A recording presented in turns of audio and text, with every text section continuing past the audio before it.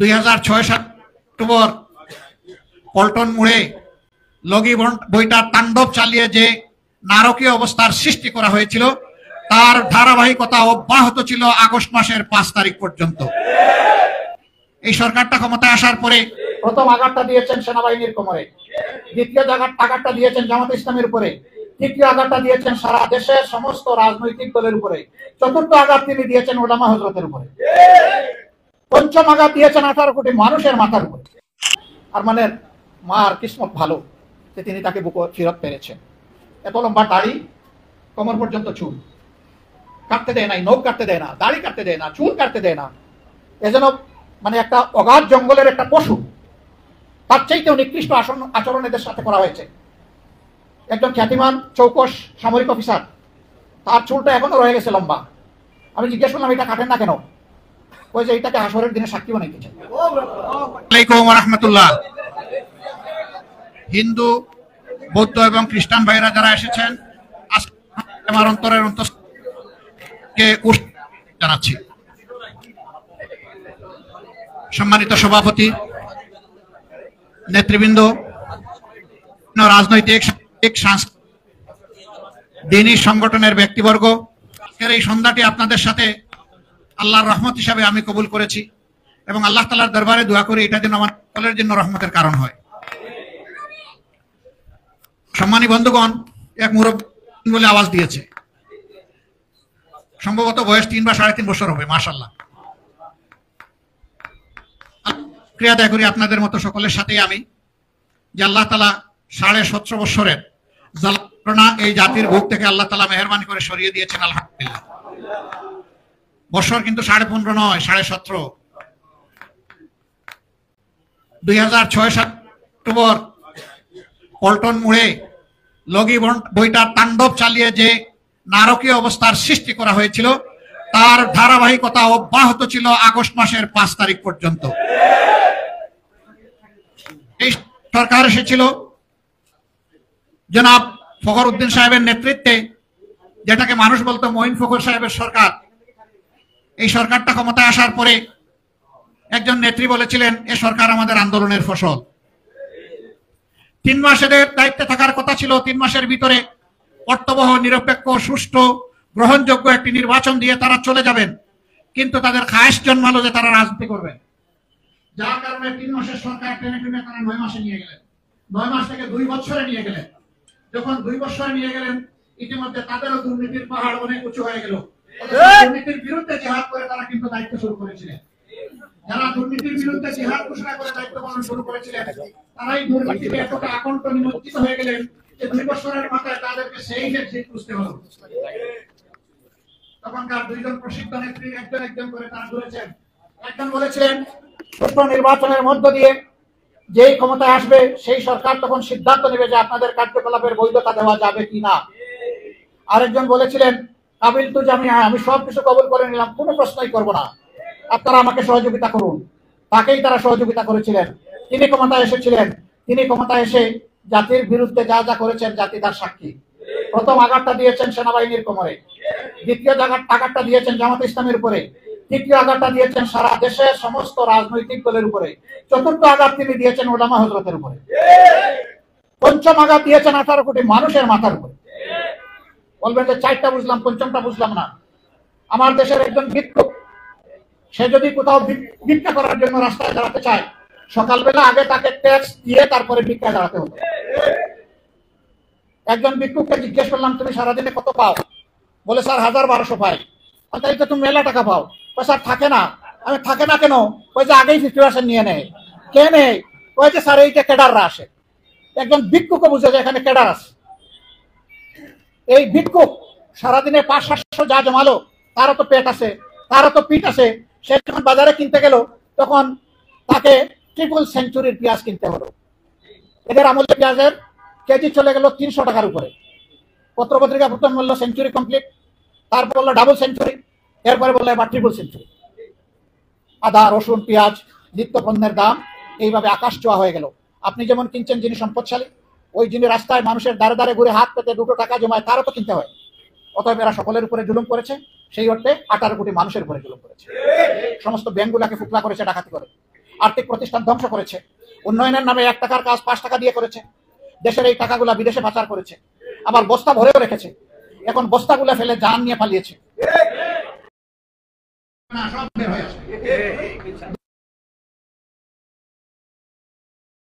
বলে নাই, আমাদেরকে বলতো আমরা জঙ্গি। লোকেরা বলে তোমার সঙ্গী হলে সে হবে মুক্তিযোদ্ধা, আর সঙ্গী না হলে সে হবে জঙ্গি। যেই তার সঙ্গী হয় সে খুব ভালো, যে তার সঙ্গী হবে না সে হবে জঙ্গি। বিএনপিকে বলে যে জঙ্গির সবচেয়ে বড় পৃষ্ঠপোষক, জিয়াউর রহমান সাহেবকে বলে উনি নাকি পাকিস্তানের চর, বলতে বলতে আরো আগে বললো উনি রাজাকার। মুক্তিযুদ্ধের কিন্তু ছাড়ে নাই, এই আওয়ামী লীগ তাকে মন্ত্রী বানিয়েছিল খন্দকারকে, কিন্তু শেষ পর্যন্ত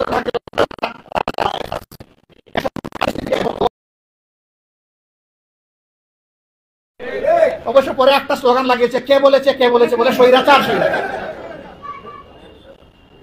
সম্মানিত বন্ধুগণ, কি দরকার ছিল এইভাবে জাতিকে বেইজ্জত করা, অপদস্থ করার, দফায় দফায় জেলে নেওয়ার? কিছু ওলামায়ে কেরামের পায়ে যখন বেড়ি দেখতাম আমার সহ্য হতো না। আমি পুলিশদেরকে বলতাম, ওনাদের পায়ের বেড়িটা খুলে আমার পায়ে লাগাই দাও, হাতের বেড়ি খুলে আমার হাতে লাগাই দাও। এই কোরআনের খাদিমদের এই বেড়ি আমার সহ্য হয় না। বলতো আপনি চাইলেই আমরা পারবো না। আল্লাহর কাছে বিচার দিয়েছি, জিজ্ঞাসা করেছি এই বন্ধুদেরকে এই বেড়ি পাই আপনাদের কেমন লাগে? কষ্ট তো লাগেই। বলে যে হ্যাঁ কষ্ট লাগে, কিন্তু আল্লাহর জন্য সবর করে নিচ্ছি। সম্মানিত ভাইরা, মানুষের কান্না, কত মানুষের বুক, কত মায়ের বুক, কত বাবার বুক, কত স্ত্রী বিধবা হয়েছে, কত সন্তান এতিম হয়েছে, আল্লাহ তাআলা ভালো জানেন, এর হিসাব আমাদের কাছে নাই। বহু আদম সন্তানের কোনো খবর এখন আমরা জানি না। আয়নাগর বানিয়ে মানুষগুলাকে ধরে নিয়ে সেখানে পশুর সাথে যে আচরণ করা হয় তার চাইতেও নিকৃষ্ট আচরণ করা হয়েছে। আবার বাংলাদেশের এখান থেকে নিকটেই, বেশি দূরে না। বছরের পর বছর আমাকে সর্বশেষবার যখন তারা গ্রেফতার করলো, তখন নিয়ে গেল সিটিটিসি টিম আমাকে। কেঁদে কেটে একটু চিৎকার দিয়ে পাশের সেল থেকে বলতেছে, স্যার আমার জন্য দোয়া করবেন। 2টা বছর হয়ে গেল আমি সূর্যের মুখ দেখি না। 2টা বছর হয়ে গেল আমার পরিবার জানে না আমি বেঁচে আছি না আমি মারা গেছি। কেউ বললো আমি 9 মাস, একজন বললো আমি 7 বছর। আমি তাদের কয়েকজন কর্মকর্তাকে জিজ্ঞেস করলাম এটা কি বলে, 24 ঘন্টার বেশি তো আপনাদের হাতে থাকার কথা না, আপনারা তো তাদেরকে কোর্টে প্রডিউস করবেন। ইতারে বাড়ি খেয়ে খেয়ে আমার কানে এসে ঢুকেছে, এরকম কিছু আছে কিনা? কোনো কথা বলে না। আমি বললাম কথা বলতে হবে, আজ না বলুন একদিন আপনাদেরকে বলা লাগবে। পরে শুনলাম এটার নাম দিয়েছে নো এন্ট্রি। ধরে নিবে কিন্তু স্বীকার করবে না, নাটক সাজাবে, খুন করবে। ধরে নিয়েছে 3 বছর আগে, বলবে যে আজকে পাওয়া গেছে বংশ, খুন করবে, গুম করবে। এরপরে হয়তো এক সময় খুব ভাগ্য ভালো যাদের, তাদেরকে আদালতে উঠাবে। 3 বছর আগে ধরেছে, বলবে যে গতকালকেও অমুক জায়গা থেকে গ্রেফতার করা হয়েছে। এই ব্যারিস্টার আরমান, এই মিরপুরেরই সন্তান, তাকে ধরে নিল তার একটা ভাড়া বাসা থেকে। ইজ্জতের বয়ে নিজের বাসায় থাকতে পারে নাই, তাকে ধরে নেওয়ার পরে থানা দফায় দফায় আসে, এসবি আসে, এনএসআই আসে, এসে জিজ্ঞেস করার সন্তান দেন। নিয়ে গেছো তোমরা, সন্তান দিবে উনি, ওর মা দিবে, স্ত্রী দিবে। আর মানে মা, মাঝে মাঝে ওনার খবর নিতাম, কেমন আছেন? বলে যে ভালো আছি, কিন্তু দিলটা সান্ত্বনা দিতে পারি না। যখন কোনো মোবাইল এর রিং বেজে উঠে, আমার 2টা অবুঝ নাতি দৌড়াই আসে, দাদু দাদু এটাকে আব্বুর রিং, আব্বুর কল, আমাদেরকে একটু দাও না, দাদু আমাদেরকে একটু দেও না, আব্বুর সাথে 2টি কথা বলবো, একটু দাও। তিনি বলতেন যে এই শিশুরা যখন আমার কাছে এই দাবি জানাতো, আমি বাকরুদ্ধ হয়ে যেতাম, শুধু আমার চোখের কোণা দিয়ে টপ টপ করে পানি পড়তো, আমি কোনো জবাব দিতে পারতাম না। একার মা, এরকম কত মায়ের বুক খালি করে, মায়ের বুক থেকে চিন্তাই করে তাদেরকে দিয়ে কোথায় যে রাখা হয়েছে তার কোনো খবর নাই। এখন পর্যন্ত অনেকের খবরই পাওয়া যায় নাই। আর মানে মার কিসমত ভালো যে তিনি তাকে বুক ফেরত পেরেছেন। এত লম্বা দাড়ি, কোমর পর্যন্ত চুল, কাটতে দেয় নাই, নখ কাটতে দেয় না, দাড়ি কাটতে দেয় না, চুল কাটতে দেয় না। এজন্য মানে একটা অগাধ জঙ্গলের একটা পশু, তার চাইতেও নিকৃষ্ট আচরণ এদের সাথে করা হয়েছে। একজন খ্যাতিমান চৌকস সামরিক অফিসার, তার চুলটা এখনো রয়ে গেছে লম্বা। আমি জিজ্ঞেস করলাম এটা কাটেন না কেন? ওই যে এটাকে হাসরের দিনে সাক্ষী বানাইতেছে। এই আচরণ মানুষের সাথে করা হয়েছে। আল্লাহর জমিন কত জুলুম সহ্য করবে? শেষ পর্যন্ত জুলুমের অবসান হয়েছে আলহামদুলিল্লাহ। এই জুলুমের অবসান এমনি এমনি হয়নি, হাজার প্রাণের বিনিময় হয়েছে। আমাদের অসংখ্য সন্ততি গুলিবিদ্ধ হয়ে তারা আক্রান্ত হয়েছে। আমার ধারণা 500-র ঊর্ধ্বে এরা চিরজীবনের জন্য অন্ধ হয়ে গেছে। এরা আর দুনিয়ার আলো দেখবে না। চোখে গুলি, সররা গুলি পড়ার কারণে 2 চোখ নষ্ট হয়ে গেছে। যার একটা চোখ নষ্ট হয়েছে সে দুনিয়ার কিছু আলো দেখবে, কিন্তু তার দুটো চোখই চলে গেল, তার কাছ থেকে তো সব আলো কেড়ে নেওয়া হলো।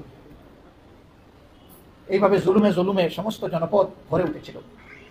আজকে বিভিন্ন জায়গায় গিয়ে দেখি সমস্ত ফুল, আমার সহ্য হয় না, বড় কষ্ট হয়, কারণ আমাদের ফুলগুলো আমাদের থেকে কেড়ে নেওয়া হয়েছে। আমি গিয়েছিলাম রাজশাহীতে এইরকম একটা শহীদ পরিবারে, এই ছেলেটা রিক্সা চালিয়ে তার সংসার চালাতো, বিয়ে করেছে 1 বছর আগে, তার স্ত্রী 6 মাসের অন্তঃসত্ত্বা। আমি জিজ্ঞেস করলাম, মা তুমি কেমন আছো? বলি, আমি কেন থাকবো, আমি যেমন তেমন আমার পেটে যে সন্তান, সে যখন বাবা দুনিয়া আসবে, আমার এই সন্তানটা কারে বাবা বলে ডাকবে? এর জব কে দিবে আমাদেরকে? এইভাবে পাষাণরা আমাদের বুক থেকে আমাদের হাজারো কলিজার টুকরাকে কেড়ে নিয়েছে। আমি দোয়া করি আল্লাহ তাদেরকে শহীদ হিসাবে কবুল করুন। দোয়া করি তাদের আপনজনকে আল্লাহ তাআলা সবরে জামিল দান করুন। যারা আহত হয়েছে মাবুদের দরবারে দোয়া করি আল্লাহ তাদেরকে পঙ্গু বানাইও না, তাদেরকে সুস্থতার নিয়ামত দান করুন। আমাদের প্রিয় সংগঠন দিন রাত ছুটে চলছে তাদের পিছনে, আরো অনেকেই চলছে, আমি সকলের প্রতি কৃতজ্ঞতা জানাই। তাদেরকে একটু কষ্ট লাঘব করা যায় কিনা, অনেকের হাতে আমরা সামান্য একটু সহযোগিতা উপহার তুলে দিতে চাই। শিক্ষার্থী বলে আমার এই সহযোগিতার প্রয়োজন নাই, আমার সন্তান পাইলেই আমি শান্তি হইতাম, আমার সন্তান তো পাবো না, এই সহযোগিতা আমার লাগবে না। কি সান্ত্বনা দিব তাদেরকে বলেন? সম্মানিত ভাইরা, এরাও তো এই দেশেরই মানুষ, এরা তো অন্য কোনো জায়গা থেকে আসে নাই, ব্রিটিশ পেনিয়া নয়, পাকিস্তানি দখলদার নয়, এরা তো আমাদেরই অংশ। তারা একই আচরণ করলো এই জাতিটার সাথে। চতুর্দিকে দুর্নীতি, দখল বাণিজ্য, চাঁদাবাজি, ধর্ষণ, লুণ্ঠন, হত্যা, গুম, লালে লাল বাংলাদেশ। বুক ফেটে যায়। ঢাকার 2টা প্রসিদ্ধ মহিলা কলেজ, আমাদের এগুলোর সাথে কি আপনারা আজ থেকে 3 বছর আগে এই রিপোর্টগুলো দেখেছেন।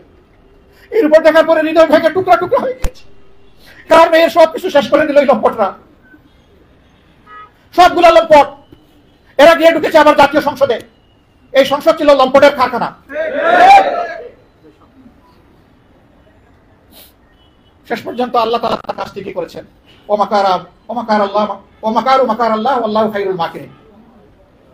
এরা ষড়যন্ত্র করে আর আল্লাহ কৌশল করে। আল্লাহর কৌশলের কাছে সকল ষড়যন্ত্র অচল। আল্লাহ সেটাই ব্যর্থ করে দিয়েছেন, কোনো হিসাবে এখন মিলে না। যারা কন্ট্রাক্টারি ঠিকাদারি নিয়েছিল, চালাও আমার জন্য সবকিছু করো, আমি তোমার জন্য আছি, তোমার কোনো চিন্তা নাই, তারাও এখন স্তব্ধ, তারাও এখন বেয়াকুফ। কেমনে কি হয়ে গেল? আমার ভাই বলেছেন, নিঃসন্দেহে এই আন্দোলনে আমাদের তরুণ ছাত্র সমাজ নেতৃত্ব দিয়েছে, আন্দোলনের ফিনিশিং দিয়েছে, কিন্তু আন্দোলন তো শুরু হয়েছে 2009 সালের 10 জানুয়ারি থেকে। হাজারো রক্ত, হাজারো জীবন, হাজারো কুরবানি, এই আন্দোলন ধাপে ধাপে এসে এখানে উপনীত হয়েছিল। এই আন্দোলনকে সরাসরি নিয়ন্ত্রণ করেছেন আল্লাহ সুবহানাহু ওয়া তাআলা। এখানেই আল্লাহর উলুহিয়ত, এখানেই আল্লাহ চিনার ব্যাপার। সম্মানিত বন্ধুগণ, আমি বিনয়ের সাথে এখানে আরো 3টা ধর্মের আমার বন্ধুরা আছেন, তাদেরকে আমি অনুরোধ করব, গত 17.5 বছর তারও আগে বাংলাদেশের স্বাধীনতার পর থেকে যারা আপনাদের জমি দখল করেছে গায়ের জুড়ে অন্যায়ভাবে, ভয়ভীতি দেখিয়ে, যারা আপনাদের ইজ্জতের উপরে হাত দিয়েছে, যারা আপনাদের সম্পদ লুণ্ঠন করেছে, যারা আপনাদেরকে বাস্তুবিটা থেকে বেদখল করেছে, আল্লাহর রাস্তায় আপনারা সাদাকে সাদা বলুন, কালোকে কালো বলুন। সেই ব্যক্তিটি আমার হলে আমার নাম 1 নম্বরে লিখবেন। জাতির সাথে খুলাসা করে দেন জাতির সামনে, এরাই দুর্বৃত্ত। তখন জাতি দেখবে যে এরা কারা। বাংলাদেশের যখনই যা হতো তখন এই কেষ্টা বেটার উপরে সব ফেলে দেওয়া হতো, যে যাই করে কেষ্টা বেটাই চোর। নাসিরনগরের ঘটনা ঘটলো হিন্দু সম্প্রদায়ের উপর, সাথে সাথে কোনো বাস বিচার না করে এটা জামাত শিবির করেছে। শেষে গিয়ে দেখা গেল তাদেরই দলের জেলা পরিষদ চেয়ারম্যান আর এমপির লড়াই, তারাই স্বীকার করলো আমাদের সেখানে কোনো সম্পৃক্ততার প্রশ্নই উঠে না, আমরা এগুলাকে ঘৃণা করি, এর সাথে আমাদের কোথাও কোনো সম্পর্ক। এবং আলহামদুলিল্লাহ আমরা বুকে হাত দিয়ে বলতে পারি যে যদি দুষ্কৃতিকারীদের তালিকায় ভাইয়েরা করেন, কোথাও আমাদের একজন লোকের নামও পাবেন না ইনশাআল্লাহ। কারণ আমরা এই কুশিক্ষা দেই না, আমরা নিজে এই খারাপ কাজ করি না, আমাদের কর্মীদেরকে আমরা এলাও করি না। সুন্দরগঞ্জের এমপি গাইবান্দার মারা গেল লিটন সাহেব, প্রধানমন্ত্রী সংসদে দাঁড়িয়ে বললেন এটা জামাত শিবিরের কাজ। পরে দেখা গেল না, সেখানে ক্ষমতার লড়াইয়ে তিনি নিহত হয়েছেন সাবেক একজন এমপির সরাসরি পিস্তলের গুলিতে। তার সাজা হয়েছে, যদি সত্যিই তিনি এটা করে থাকেন তার সাজা পাওয়াই উচিত, আর না করে থাকলে একদিন হয়তো তিনি মুক্ত হবেন। কিন্তু শেষ পর্যন্ত আমাদের কোনো সম্পৃক্ততা পাওয়া গেল না। এর মধ্যে আমাদের 27 জন লোককে ধরে এনে অমানবিক নির্যাতন করা হলো। এই নির্যাতন ফিরিয়ে দিবে কে? এই যে অন্যায় নির্যাতনটা করা হলো, এখন তাদের এই পাওনাটা ফিরিয়ে দিবে কে? এরকম যেখানেই যা ঘটে বাস বিচার না করে আমাদের উপর দেয়। এবারকার যে আন্দোলনটা হলো, সেই আন্দোলনে মেট্রো রেলের 2টা স্টেশন এবং টিভি স্টেশন 3টা জায়গায় হামলা হলো, ভাঙচুর হলো, কোথাও আগুন জ্বললো। কিছু না বলে আমাদের নামে চালাই দিল। আমরা বললাম যে জাতিসংঘের অধীনে একটা ফেয়ার তদন্ত হোক। সেই তদন্তে যদি জামাতের একজন সমর্থক, শিবিরের একজন সমর্থকও চিহ্নিত হয় এরকম ধ্বংসকারী হিসাবে, তাকে আমরাই আইনের হাতে তুলে দেব এবং তার ব্যাপারে যেন সর্বোচ্চ শাস্তি প্রয়োগ করা হয়। আমরা নিশ্চিত এই কাজ কোনো বিবেকবান মানুষ করতেই পারে। এটা দুষ্কৃতিকারীদের কাজ, এটা সাবোটাইজ। এমনকি আমি আরো জোর দিয়ে বলবো যে এই দেশের কোনো মানুষ তার নিজের দেশের সম্পদ ধ্বংস করতে পারে না। তারা করেছে, সেটা বের হওয়া উচিত। সম্মানিত বন্ধুগণ, এরপরে কথা আসে এখন কি করব? তাইলে তো একটা মজবুত প্রতিশোধ নিতে হবে আমাদের, তাই না? না, আমরা প্রতিশোধ নিব না। প্রতিশোধ প্রতিহিংসার জন্ম দেয়, আর প্রতিহিংসা সমাজের সর্বনাশ সাধন করে। আমরা এই কাজ করবো না। আমরা কোনো প্রতিশোধ নেব না। বলবেন তাইলে কি সবাইকে মাফ করে দেওয়া হলো? হ্যাঁ, দলগতভাবে আমরা মাফ করে দেবো, কিন্তু ব্যক্তিগতভাবে যে অন্যায় করেছে, যে জুলুম করেছে, যে অপরাধ করেছে, তাকে অবশ্যই আইনের আওতায় এনে শাস্তি দিতে হবে। যার ফাঁসি হওয়ার হবে, যার যাবজ্জীবন হওয়ার হবে, যার আমৃত্যু, এর আগে কোনোদিন আমৃত্যু ছিল না। আমাদের নেতৃবৃন্দকে যে আমৃত্যু শুরু হয়েছে, আমৃত্যু সাজা, কারাদণ্ড, সশ্রম, আমৃত্যু। 80 বছরের বয়স হইলে কোনো অসুবিধা নাই, তাকে সশ্রম দিতে হবে। ওখানে মরতে হবে জেলের ভিতরে, তিনি বাইরের আলো বাতাসে এসে মরতে পারবেন না। যার যেটা পাওনা তাকে সেটা দিতে হবে। কেন? তারাই তো বলেছেন আইন সকলের জন্য সমান, আইনের উল্টে কেই নয়। তো এখন দেখি তাদের জন্য একটু সমান হোক আগে। তবে আমরা আবারও বলছি যে একজন নিরপরাধ মানুষও যেন আমাদের কারোই মামলার আসামি না হয়, সেই ব্যাপারে সতর্ক থাকতে হবে। 100 জন দুষ্কৃতিকারী, কিন্তু একটা নিরীহ মানুষ, এটা চরম জুলুম। এটা করবো না আমরা, কেউ আমরা করবো না, করা উচিত হবে না। আপনি যাদেরকে চিনেন শুধু তার নাম দেন, তাও চিনার মধ্যে লোকটা যদি এই ঘটনার সাথে সম্পৃক্ত না হয়, আল্লাহর কসম তার নামটা দিবেন না। এটা হবে জুলুম, এটাও জুলুম। একজন জুলুম করেছে, আমরা আবার পাল্টা জুলুম করতে চাই না।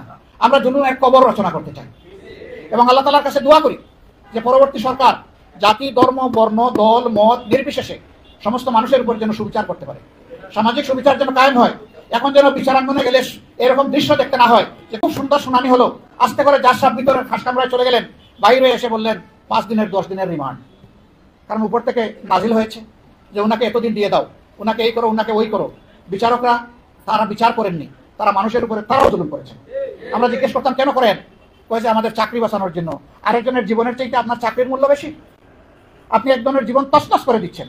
বিবেকের একটা জায়গায় আপনাকে বসানো হয়েছে। দুনিয়ায় মানুষের যাওয়ার শেষ জায়গা দুটো, একটা হচ্ছে আদালত আর একটা হচ্ছে হসপিটাল। এই 2 জায়গায় মানুষ যায়, আপনি এখানেও শেষ করে দিলেন। কেমন হলো এই দেশটা? অথচ আমাদের এই 5 তারিখ পর্যন্ত যারা দাপটের সাথে দেশে শাসন করেছেন বা শোষণ করেছেন, তারা বলতেন যে এদেশে বিচার বিভাগ স্বাধীন। হ্যাঁ, যারা সকালে মিথ্যা কথা বলে তাদের ঘুম ভাঙে আর মিথ্যা কথা বলতে বলতে ঘুমায়, তাদের সকল কথাই ওই পর্যায়ে করে, এর বাইরে যায় না। আলহামদুলিল্লাহ, কত হম্বি তম্বি আমাদের এক একজন মানুষকে বিরোধী দলের যখন গ্রেফতার করা হয়েছে, সাজানো বানানো উদ্ভট কত কিছু আমাদের বিরুদ্ধে চালান করা হয়েছে। আলহামদুলিল্লাহ, আদালতে কোনো জায়গায় আমাদেরকে কেউ ঘুষি মারে নাই, জুতা ছুঁড়ে মারে নাই। এখন কেন মারে? আমরা এগুলা সাপোর্ট করি না। আমি বাস্তবতা বলতেছি, আমরা কিন্তু এগুলা সমর্থক না। আমরা চাই সে যেই হোক, আইন অনুযায়ী তার বিচার হোক, কেউ যেন আইন হাতে তুলে না নেয়। কিন্তু পাবলিক সবকে আমার কথা শুনে, আপনার কথা শুনে, যারা ব্যক্তিগতভাবে ক্ষতিগ্রস্ত হয়েছে, আহত হয়েছে, নির্যাতিত হয়েছে, তারে বুঝ দিবে কে? তারপরেও আমরা মানুষকে বড় জোরে বলেছি যে আসেন আমরা সবাই মিলে শান্তির দিকে যাই। অশান্তি সৃষ্টি করা ঠিক হবে না। আপনারা আশা করি সকলে স্বীকার করবেন, একমাত্র দল জামাতে ইসলামী, যার একজন বর্তমান আমির, একজন সাবেক আমির থেকে শুরু করে 1, 2 সিরিয়ালি 11 জন নেতাকে খুন করা হয়েছে। বিচারের নামে তাদেরকে জুডিশিয়াল কিলিং করা হয়েছে। যার শত শত কর্মীকে খুন করা হয়েছে। একমাত্র দল যাদের বাড়ি করে বুলডোজার চালিয়ে ভেঙে দেওয়া হয়েছে, আর কোনো দলের এটা হয়নি। তাহলে প্রতিশোধ নিলে তো সব আগে আমাদের হক প্রতিশোধ নেওয়া। আমরা আল্লাহকে সাক্ষী রেখে, আপনাদেরকে সাক্ষী রেখে বলছি, আমরা কোনো প্রতিশোধ নেব না। প্রতিশোধের রাজনীতিতে আমরা বিশ্বাস করি না। আমরা কি করেছি? এই পরিবর্তনের সাথে সাথে আমরা এটা আমাদের নাগরিক দায়িত্ব মনে করেছি। আমরা বিভিন্ন ধর্মীয় প্রতিষ্ঠান, এমনকি মসজিদেও সাবোটাইজ হতে পারে, আমরা সব জায়গায় হাতে লাঠি দিয়ে আমাদের কর্মীদেরকে বসেছি, পাহারায় বসে যাবে। তারা দিন রাত খেয়ে না খেয়ে, বৃষ্টিতে ভিজে এই প্রতিষ্ঠানগুলো তারা পাহারা দেওয়ার চেষ্টা করেছে যতটুকু তাদের সামর্থ্য আছে। আলহামদুলিল্লাহ, এর কারণে এবার বাংলাদেশে কোথাও বড় কোনো দুর্ঘটনা ঘটেনি। হ্যাঁ, কেউ কেউ সাজিয়ে গুজিয়ে বেলুন ফুলিয়ে এটাকে দেখাতে চেয়েছিল। আলহামদুলিল্লাহ, তাদের সমস্ত প্রয়াস ফ্লপ করেছে, ব্যর্থ হয়েছে, বেলুন ফুটা হয়েছে। এবার নাটক সাজানো যায়নি এটা নিয়ে। আমি ধন্যবাদ জানাই অন্যান্য ধর্মের ভাইদেরকে। সেদিন আমি ঢাকা মহানগরীর উত্তরে কেন্দ্রীয় মন্দিরে গিয়েছিলাম। একজন ভাই দ্ব্যর্থহীন কণ্ঠে বললেন যে আমাদেরকে কেউ আঘাত করে নাই, আমাদেরকে সবাই এখন পাহারা দেয়, ভালোবাসে, আমরা নিরাপদে আছি, শান্তিতে আছি, আমাদেরকে নিয়ে মেহরবানি করে কেউ মিথ্যা খেলবেন না। এই কথাগুলো শক্তভাবে আর বলতে হবে। আমরা সবাই এখানে থাকতে চাই। আমি মূল থেকে বলে আসছি, কি সংখ্যাগুরু আর সংখ্যালঘু, এটা সমাজকে শোষণ করার আরেকটা হাতিয়ার, আরেকটা স্লোগান। আর ইসলামের সংবিধান তো আরো সুন্দর নিরাপত্তা সকলের জন্য নিশ্চিত করেছে। সম্মানিত ভাই ও বন্ধুগণ, আমরা এই জন্য এই স্লোগানটার বিপক্ষে। আমরা কোনো সংখ্যাগুরু সংখ্যালঘু মানি না, মানব না। আমরা সবাই এক, আমরা এক পরিবারের সদস্য। এক পরিবারের 5 জন 5টা মত হইতে পারে, এটাই বাগানের সৌন্দর্য। বাগান এক জাতের ফুল দিয়ে হয় না, সব জাতের ফুল দিয়ে বাগান সাজে। আমাদের এই সমাজ হচ্ছে সেই রকম একটা বিচিত্র বাগান, একটা সম্প্রীতির দেশ। আমরা এখানে সম্প্রীতি কাউকে ভাঙতে দেব না। এর জন্য আমাদের সকলের একটা শক্ত অঙ্গীকার দরকার যে যার যার জায়গা থেকে আমরা বিবেকের প্রতিধ্বনি করব। আমরা অন্যায়ের কাছে মাথা নত করবো না এবং কোন ষড়যন্ত্রকে আমরা প্রশ্রয় দেব না। তবে হ্যাঁ, এর মাঝে যদি কেউ অন্যায় করে তাকে আমরা ছাড় দেবো না। আমরা সকলে মিলে তাকে ধরবো, তাকে ধরে যেখানে তাকে পৌঁছাতে হয় সেখানে পৌঁছে দেওয়া হবে। এবং এরপরে এই বিষয়ে সর্বোচ্চ আইনি ব্যবস্থা নেওয়ার জন্য যে মজলুম, যারা ক্ষতিগ্রস্ত হয়েছে, তাদের পক্ষ থেকে আমরা সবাই একসাথে লড়াই করবো ইনশাআল্লাহ। সম্মানিত ভাইরা, এইভাবে যদি আমরা একটা সহনশীল সম্প্রীতির বাংলাদেশ করতে পারি, তাহলে আলহামদুলিল্লাহ আমাদের মাথায় বাহির থেকে এসে কেউ কাঁঠাল ভাঙ্গার আর সাহস করবে না। কাঁঠাল ভেঙে আমাদের মাথার উপরে খাবে, সাহস করবে না। আল্লাহ শুকরিয়া আদায় করি, অনেক দেশে পরিবর্তন হয় বিভিন্ন দেশের সরাসরি হস্তক্ষেপে, আর বাংলাদেশের পরিবর্তনটা করেছেন আল্লাহ নিজ হাতের হস্তক্ষেপে। এখানে বাইরে কারো কোনো বাহাদুরি নাই, সম্পৃক্ততা নাই, কলা কৌশল নাই, কারিগরি নাই, কোনো কিছু নাই, স্বয়ং আল্লাহ রাব্বুল আলামিন করেছেন। এখানকার সমস্ত মানুষ, আমি বলেছি মজলুম, আপনারা দেখেছেন, আমি তো কয়েকটার কথা বলেছি। এই যে রংপুরের মৎস্যপল্লীতে তাদের গরু বাছুর পর্যন্ত লুটেও নেওয়া হলো, বাকিগুলো পুড়াই দেওয়া হলো, গড়গুলো। শেষ পর্যন্ত ধরা পড়লো যে যুবলীগের এক নেতা ওই জায়গা জমিগুলো তার পেটের ভিতরে ঢুকানোর জন্য এটা করেছে। অথচ গোটার সাথে সাথে বললো যে মিঠাপুকুরের লোকেরা এসে এই পীরগঞ্জে এটা কাণ্ড ঘটিয়েছে, আর মিঠাপুকুর হলো জামাতে ইসলামের ঘাঁটি। দেখেন যুগ্য সূত্র কিভাবে মিলায় এত সুন্দর করে। শেষ পর্যন্ত তাদেরই তদন্তে বের হয়ে আসলো যে যুবলীগের একজন নেতার এটা কর্মকাণ্ড। সম্মানিত ভাইরা, আবার বলি, আসুন সাদাকে সাদা বলি, কালোকে কালো বলি। কালোর বিরুদ্ধে দাঁড়াই, সাদার পক্ষ নেই। ইনশাল্লাহ এটা হবে শান্তির বাংলাদেশ, সমৃদ্ধির বাংলাদেশ। হয়ে গিয়েছে, আমার আরেকটা মিটিং আছে এরপরে। এই জন্য আমি আপনাদের বিরক্ত করার জন্য ক্ষমা চেয়ে দিচ্ছি। আমার ভাই সেলিমউদ্দিন বলেছেন আমাকে ভালোবেসে এসেছেন, আমি বলবো দেশকে ভালোবেসে এসেছেন। আমি আপনাদের কাছে কৃতজ্ঞ, আপনারা আমাদের ডাকে সাড়া দিয়েছেন। ইনশাআল্লাহ আমাদের ডাকে আমরা সাড়া দেব। আমি সকল ধর্মের ভাইদেরকে আশ্বস্ত করেছি, যখনই ডাকবেন তখনই পাবেন, এবং এটা অগ্রাধিকারের ভিত্তিতে আপনাদের পাশে আমাদেরকে পাবেন। আমি আবারও বলছি, সকল ধর্মের ভাইদের পাশে নয়, আমরা সাথে থাকবো। পাশে থাকা মানে একটু গ্যাপ, আমরা সাথে থাকবো, কোনো গ্যাপ নাই, গ্যাপ রাখবো না। কিন্তু আমরা ষড়যন্ত্রকারীদেরকে ষড়যন্ত্র সফল হতে দেবো না। আমরা ছাত্র ভাইদের প্রতি, তরুণ ভাইদের প্রতি অনুরোধ জানাই, তোমাদের কাছে জাতির ঋণী, কিন্তু এখন তোমাদেরকে মাথা ঠান্ডা করে কাজ করতে হবে। একটা প্যারে লেখা দেখলাম, রক্ত গরম মাথা ঠান্ডা। এরা চমৎকার চমৎকার স্লোগান দেয়। আমি তাই বলবো, এখন রক্ত একটু ঠান্ডা করো, মাথাও ঠান্ডা রাখো, তাহলে জাতি বহুদূর এগিয়ে যাবে ইনশাআল্লাহ। আমাদের বয়স হয়েছে, কবর আর আমাদের দূরত্ব কমে এসেছে। তোমরাই তো আগামীর বাংলাদেশ।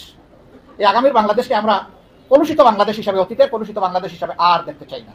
এখন একটা ফ্রেশ বাংলাদেশ দেখতে চাই। আল্লাহ তাআলা সেই ফ্রেশ বাংলাদেশটা দেখার তৌফিক আমাদেরকে দান করুন। এখানে যারাই এসেছেন তাদের প্রতি আমি আবারও গভীর কৃতজ্ঞতা জ্ঞাপন করছি। ইসলামী দলের অনেক নেতৃবৃন্দ তারা একটা প্রত্যাশা ব্যক্ত করেছেন, অন্যান্য ধর্মাবলম্বী নেতৃবৃন্দ যারা এসেছেন তারা একটা সামগ্রিক প্রত্যাশা ব্যক্ত করেছেন। আমরা সকলের প্রত্যাশার মধ্যে কোনো তফাৎ দেখি না, সবগুলা এক স্রোতে এক পথে চলছে। সকলের গন্তব্য হচ্ছে এটি একটি সুখী সমৃদ্ধশালী, ন্যায় এবং ইনসাফের সৌধের উপর প্রতিষ্ঠিত বাংলাদেশ হোক। সেই বাংলাদেশ আমরা চাই। আমরা সেই বাংলাদেশের জন্য ঐক্যবদ্ধ হয়ে কাজ করবো ইনশাআল্লাহ। আর এখানে মানে আসন কে কোনটা ইলেকশন করবে না করবে, মাফ করবেন, এটা এখন সময় নয়। এখন জাতিকে পাহারা দেওয়ার সময়, এখন মুসলিম মানুষের পাশে দাঁড়ানোর সময়, শহীদ পরিবারের পাশে দাঁড়ানোর সময়, এখন বন্যা কবলিত মানুষের কাছে ছুটে যাওয়ার সময়। আসুন সবাই মিলে সম্মিলিতভাবে জাতীয় ক্রাইসিসগুলো আমরা মোকাবেলা করি। আমরা উপদেষ্টা পরিষদে যারা আছেন তাদেরকে অনুরোধ করবো, মেহেরবানি করে আপনারাও এমন কোনো কাজ করবেন না যেটা আবার জুলুমের পর্যায়ে পড়ে। আপনারা এমনভাবে চলুন যাতে আপনাদের উপরে জাতি আশা করে যে দায়িত্ব দিয়েছে, সেই আশার প্রতি আপনারা শ্রদ্ধা প্রদর্শন করতে পারেন এবং জাতি যেন একটা সুন্দর পথ খুঁজে পায়। আমি তাদের জন্য দোয়া করি, আল্লাহ যেন এই ব্যাপারে তাদেরকে সাহায্য করেন। সম্মানিত ভাইরা, সবাইকে কৃতজ্ঞতা ধন্যবাদ জানিয়ে আমার কথা এখানে শেষ করছি। আল্লাহ হাফেজ, বাংলাদেশ জিন্দাবাদ। আসসালামু আলাইকুম ওয়া রাহমাতুল্লাহ। অন্যান্য ধর্মের ভাইদেরকে আমার অন্তরের অন্তঃস্থল থেকে উষ্ণ সম্বর্ধনা।